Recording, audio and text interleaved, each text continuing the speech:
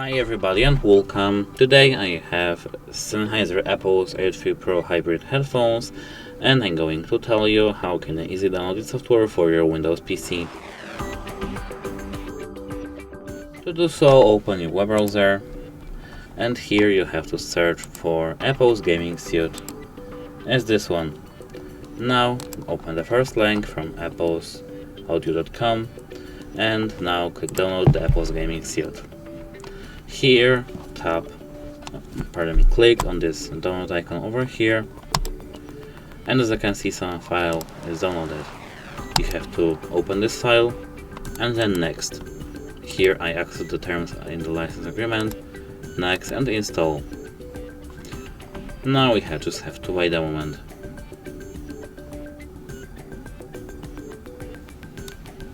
Now as you can see, completed the Apple's gaming suite setup wizard. We have to click finish, and now as you can see, please restart your system to finalize the installation.